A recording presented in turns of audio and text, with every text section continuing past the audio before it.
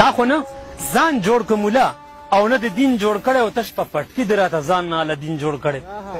او تاسو چې کوم کافر ته سوال کوئ چې ختم دی شي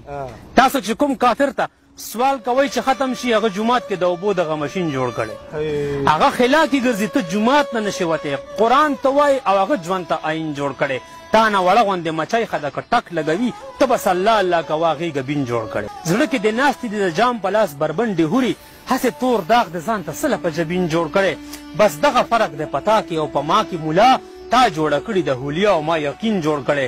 ستا خو تسبیح مو خپلې نه دي ملا خوله بنده که د خپو د لاندې جانماز خو دې هم چین جوړ کړی دله شرم او حیا نه ورځي او بیا نتیجه هم دقه راوځي چې په سوشل میډیا باندې بیا په دغه اشعارو کې کم چې علما دي کم چې د انبیا وارثان دي نو په هغې پسې به لګیایي ملا داسې وکړه ملا داسې وکړو بې غیرته دغه ملا خو چې تا باندې جنازه نه یې کړې تا اوس قبر ته نشي ښکته کولی او شعرونه یې څه شعرونه خلک به هم لګیایي ته وا وا وا وا یو ځلې بیا دا شعر ویوه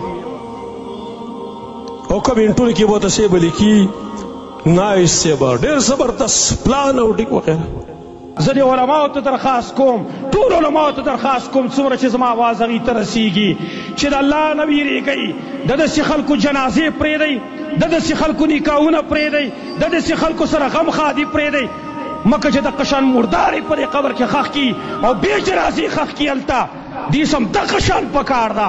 ته خو ملا تا ټارګېټ کړی دی ملا بدنام دی همیشه لپاره ملا تا ټارګېټ کړی مکه چې مردارې دلته ښخ کي بغیر د جنازې او بغیر د غسلو نه چې پته ورته ولګي خو دغه پیسه ټک باطل پرس او دارنګې مو علما یسو دا وغرسي هلته ونه بیا جنازې هم ونه کوي نکاحونه هم ونه تړي خو د هغې سره د اسلام څه غم خو نشته دی